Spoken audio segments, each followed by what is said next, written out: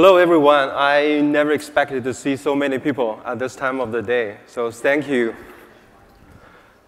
I do realize we are the only session between you and the happy hour, so we will try to be concise, and we'll save you some time to decide if you want to ask questions or you want to go to the happy hours. So my name is Jing Zhu. I'm the head of a horizontal ISV. So my team manages the partnership with our ISV partners across multiple horizontal segments, and security is one of them. And here with me is Kevin. So Kevin, do you want to briefly introduce? Hi, everyone. Kevin Bumgarner. I am the director of software engineering, and I am at Capital One, and I manage several teams that basically focus on the software engineering of IAM solutions at Capital One. And how long have you been with Capital One? You weren't supposed to ask. So I've been at Capital One since I was a baby. No, I've been with Capital One for 19 years. Wow. All right, so do you want to talk about the agenda? Yeah, let me give everybody the agenda. OK. So Jing's going to start us off with a little bit of a discussion on some AWS security services as well as the partner community. Then he's going to turn it back over to me, and I'm going to spend a little time talking about our journey to the cloud, as well as some bumps in the road, and also reducing the impact of compliance on our developers as we go down that path. And then we'll kind of finish it up with the next steps. And then if there's any time left, maybe a little bit of Q&A. Sounds great. What do you think? So back to you, Jing. Thank you. Now you can sit down and relax. All right. So at AWS, security is our top priority. That's why we listen closely to our customers to offer both a secure cloud computing environment, but also innovative security services that can satisfy the security and the compliance need of the most risk-sensitive organizations. So today, AWS protects millions of active customers across the globe. And those customers represent a diverse industries and a wide range of use cases, from large enterprise to small startups, from educational institutions to government organizations. As an AWS customer, regardless of your size of investment, you inherit all the benefit of our experience, tested against the major assurance frameworks. The scale and the global reach of our customers has helped us to learn from those experiences. And we are taking this knowledge and reinvest back to build our leading-edge infrastructure and the security services. So in the next couple of slides, I'm going to share with you our strategy for building our security services and how our partner community has played a critical role in helping our customers to strengthen their security posture on AWS. So I know this is a very busy slide. Don't worry about it. You should be able to find it on the slide share after the session. But the idea I want to share here is that I want to provide you a quick overview of AWS security-related services and what is our overall security service strategy, which is predicated on the NIST cybersecurity framework. As you can see, over the past few years, we have launched 40+ security-related services along those 5 major function areas. So let's quickly walk through each one of them. So identify is all about identifying your key assets and the resource in the cloud environment. And we have services like System Manager and AWS Config to help you understand what your resources are and how they are deployed in your AWS environment. You know, at the end of the day, you can't really protect your assets without identifying them first, right? But once you've done that, you'll be able to put your protective strategy. So protect is the next one. Protect is really about build a hard outer shell around your data, your user, your application, and your networks. So we have services like AWS Shield, which is our anti-DDoS, and AWS Web, our web application firewall, to help you protect your assets on AWS. Detect. This is about detecting anomaly and unusual behavior and also compliance issues in your AWS environment. As you probably know, we have launched multiple services around the detect space. So in 2017 reInvent, we launched Amazon Guard Duty, which is our threat detection service to help you identify the potential threats. And we just GA'd another service last night, which is the AWS Security Hub. So we launched a public preview of a Security Hub at the reInvent last year. And then now we just launched our pricing last night, along with the GA of the service. So just so you know, we're doing a 30-day free trial promotion currently. So if you're a new customer of Security Hub, you will get 30 days to figure out what is the billing, what is the pricing model, and financial impact to you through those free trial period. Again, the Security Hub is really help you detect compliance risks and help you detect what your most important alerts are across all of your AWS services. From detect to respond, this is a little bit of AWS addition to the NIST framework, in which we listen closely to our customers and provide two paths for customers to choose. So most of the customers will try to automate the process as much as possible, which we offer services like AWS Lambda and step functions to help with that. But sometimes, the security findings need a labor investigation, human investigation.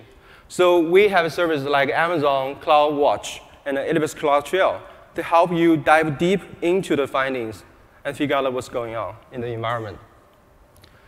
And the last, recover. This is when sometimes you want to recover a major instance from compromised network, or just want to rebuild your workload. So we have made it easy for you by providing you EBS snapshot, golden image, and Glacier archive. So now this is our overall strategy for security from an AWS native security services perspective. Our partner also play a very critical role here. So when I build the slides, I think about put a shared responsibility model, but you probably already hear it a million times. So I'm going to skip that. But essentially, when our customer move their workload or build a new application on AWS, they need to think about how do they fulfill their part of the shared responsibility. And that's when our partner play a critical role here. They can help you to meet your various use cases. And the partner you see on the slides are the one that has been validated and tested by AWS, a small portion of that. So we've been working closely with our partner to build integrations with our native services like Guard Duty, like Security Hub, but also help them to provide an AWS validated solution for our customers. So coming next, Kevin is going to share with you his story about how he built a secure IAM on top of AWS by leveraging AWS native IAM services along with our partner, SailPoint. So Kevin, I'm going to hand it over to you. Thank you. Yep. So as Jing mentioned, I'm going to tell you a few stories today. Those stories are really going to talk about some challenges we faced. They're also going to talk about the solutions we arrived at. We also plan to talk about the usage of AWS architecture and services to get to where we wanted to be. And as Jing mentioned, also going to talk a little bit about using a partner and integrating that partner with AWS to meet our governance needs. Hopefully there's something there for everybody. So, but real quick before I get started, I'd like to kind of poll the audience. I see it's a huge crowd today, and I'm trying to find where my friends are. But anyway, real quick, how many folks in the room, by show of hands, are business leaders that are looking to do something in AWS and are just here looking for security things? Okay. How many in the room are software engineers? How many folks in the room are security engineers? How many in the room actually wonder why I asked, or if there's really a difference between software engineers and security engineers? Because I think you really should be one and the same for the most part. Also, how many folks in the room their job is to secure some production load in AWS today or run that production load? Awesome. One last question, sorry. I'm going to ask this one because it's hard to see out here. How many folks are from Capital One? Awesome. Hi, friends. We'll catch up afterwards. Anyway, so today I'd like to start with a little bit of a story. This story starts on a cold winter day. I guess most stories start on a cold winter day. Anyway, my team and I were sitting around, and we're actually kind of happy that we had completed kind of a large portion of our journey to kind of centralize identity at Capital One. We had made a lot of inroads with adding and centralizing a lot of the applications that we use internally to that platform. We had also done a lot of work there to enable centralized governance across those platforms. So really kind of a good day across the board. We were sitting there chatting about the fact that we had made it easier for our newly hired employees to get access to apps and platforms almost on day one, in some cases on day one. We'd also talked about how we had reduced the period of time that it takes to just get access to the things you want inside the company. I think we had reduced it down from, in some cases, weeks to instantaneously. We had ensured that the associates that had access had the right access. We'd also built a strong program of certifications and allowing to perform access reviews for all the access that was currently available in our environment, and also auditing that access for the employees that were in the current roles that they were in to make sure that that access was the appropriate access as well. And we were really happy until kind of the phone rang that day. And I would say that this is one of those situations where you're kind of really happy, but you're also a little nervous and a little concerned. I guess I'm getting ahead of myself. That call was actually a call that said, hey, I know that you've integrated a lot of applications inside of Capital One with your data center, but those applications are now moving to the cloud. Not only are those applications moving to the cloud, but your identity platform needs to go to the cloud as well. And oh, by the way, we're not talking about the demo environments that you're running in AWS, and we're not talking about test environments. We're actually talking about your production loads. You now need to move those to production. So I think the team, we were all kind of like excited, but a little nervous at the same time. And we sat down and we started talking about what we would want to kind of tackle first to make this journey a reality. So let's jump right in. So the thing that we kind of came up with as the thing that we wanted to tackle first was the complete mediation of the IAM users and role creation in the IAM console. We had a lot of users. We were concerned that they would have that direct access. We were starting to kind of sit around and discuss what that would actually mean. We kind of realized that there would be ownership issues. There would be compliance issues. We felt that that was kind of insecure. We obviously knew that that would create some chaos and later lead to audit issues as well as control violations. We're a little haunted by this idea. I mean, what could go wrong by giving a bunch of engineers complete access to your IAM console?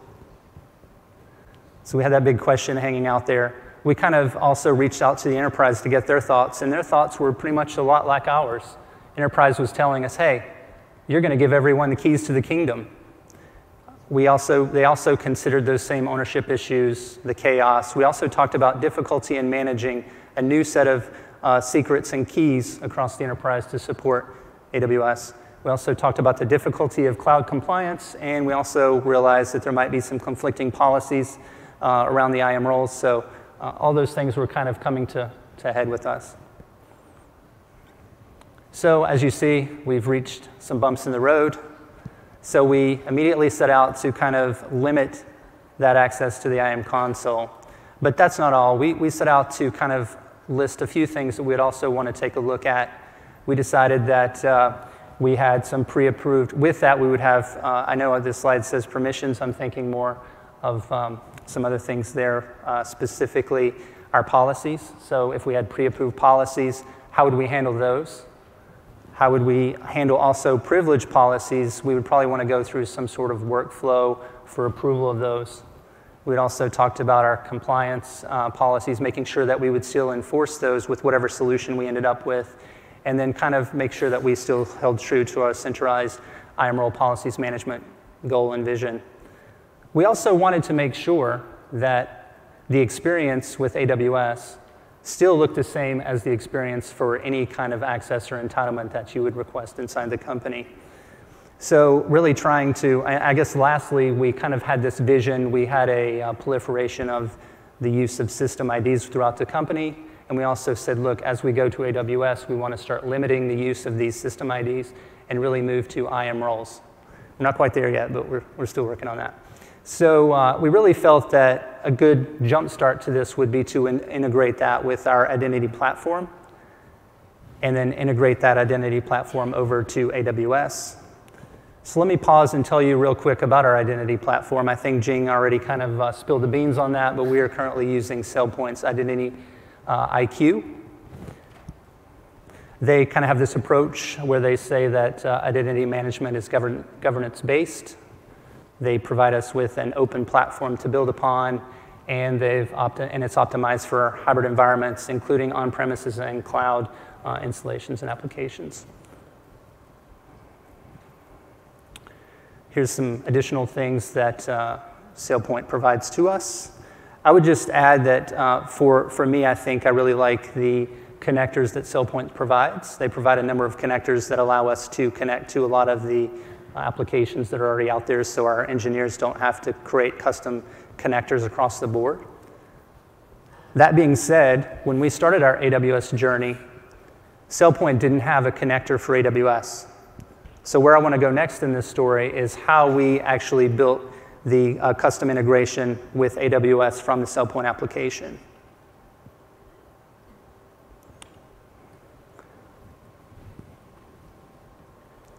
So I told you earlier that we moved SailPoint to the cloud, and that's what we did. So we started with building on the AWS cloud inside of a VPC, adding that application there, and then using a couple of AWS services around that. Obviously, the Amazon Elastic load balancer, and then also utilizing some availability zones to, and then our EC2s for app and task servers.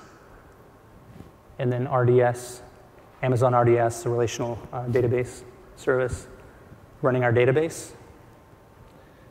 As users are coming in and hitting our platform on the cloud, we are utilizing SSO to authenticate those users. And here's where kind of our integration starts. So SailPoint Identity IQ has a RESTful connector that allows us to kind of build upon. So we utilize the RESTful connector to call out to an Amazon Lambda. Again, this is an event-driven serverless computing platform for those that are not familiar with Lambda. Hopefully most of the folks in the room are familiar with Lambda. Our Lambda is running a privileged account that actually has access to all the AWS accounts in our IAM console.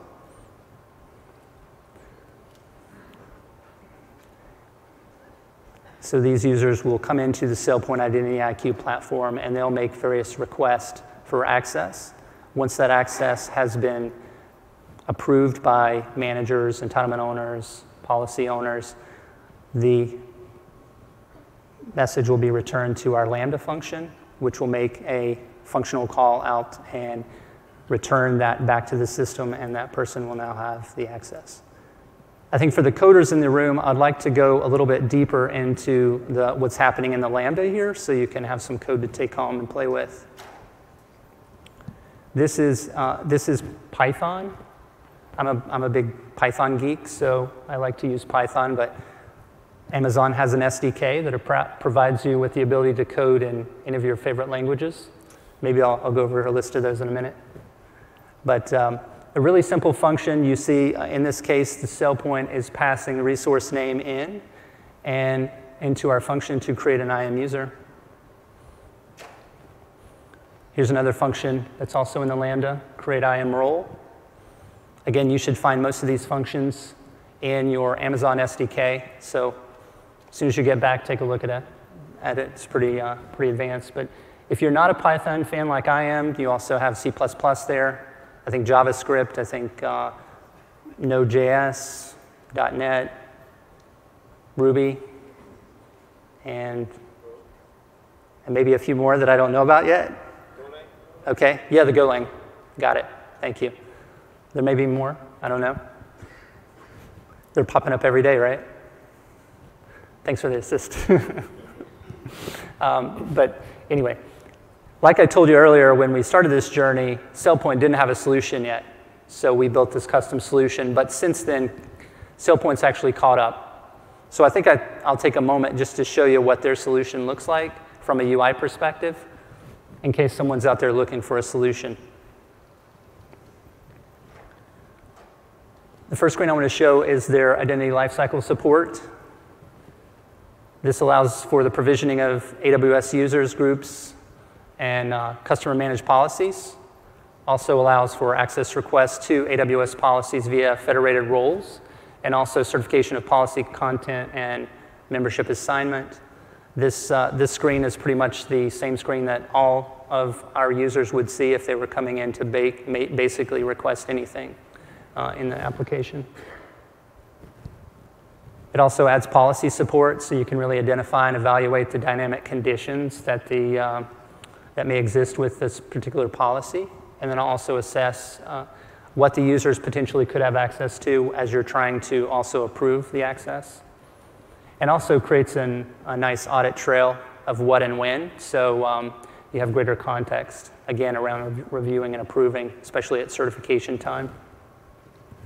They also have some nice federation mapping. This is kind of an automated mapping of enterprise directory groups to AWS roles and maintains a mapping relationship. Also, separation of duties policies here. This is kind of nice. You can kind of try to prevent toxic pairs from getting created in your environment. But let's switch gears a little bit. As we started to impart more governance and control on our developers, and we impact their ability to be efficient and effective. So I'd like to talk a little bit more about that. You see, earlier when we were talking about some bumps in the road, we talked about the AWS Key Management being one of those bumps in the road. And we saw those keys as being a security vector that needed to be addressed. As such, we created a policy where we would force or we would govern that those keys be rotated on a frequent and ongoing basis. I had dinner with several folks last night, and they were all talking about this, a very similar situation in their companies as well. But we set out to build a custom application to not only kind of assist our developers with the task, but to also apply the right governance as well. Basically, in a nutshell, the UI that I'm going to show, or the application that I'm going to show in a moment, is a tool that provides a UI that allows our developers to basically go in, find, and rotate their keys, and also delete their keys if they're no longer needed. It also kind of tracks if the key has been rotated and lets those folks know, and in some cases does an automated rotation for them. We'll talk more about that in a second. So really quickly, this tool is also in the AWS cloud in a VPC. Again, we're using an AWS Lambda to run this. That's, again, serverless compute. This Lambda also has, again, a privileged account. There's kind of two flavors here. There's the non-prod flavor and the production flavor, so I'll start with the non-production flavor. The non-prod flavor, the Lambda will actually run against our IAM accounts and will look for keys that haven't been rotated in a number of days. When it finds keys that haven't been rotated, it'll actually auto-rotate those keys on your behalf, and it will send you a notification via the Amazon SNS, or the simple message service, via an email. So you'll get a little email that says, hey, we rotated your key. We may have broken your application. When you want to go use it again, please go to the secrets vault and retrieve your secret and get your system up and running again. Obviously, we don't want to do that in production. We don't want to rotate your key for you and break production. So in that case, the Lambda will actually, again, notify you that it's actually time to rotate your key. Now the users or the developer or the engineer will come in, and they will actually hit our UI. We've built a number of app and web servers in Amazon ECS, Elastic Container Service. That service will authenticate the users with SSO. It will then present them with a UI to basically fill out the form. They will submit the form, and their keys will be rotated. Again, the credential will be placed in a vault, and they'll be notified that the whole thing is complete. If they didn't take that action, in a timely manner, then the Lambda will instead escalate to their management and let their management know that this still needs to happen.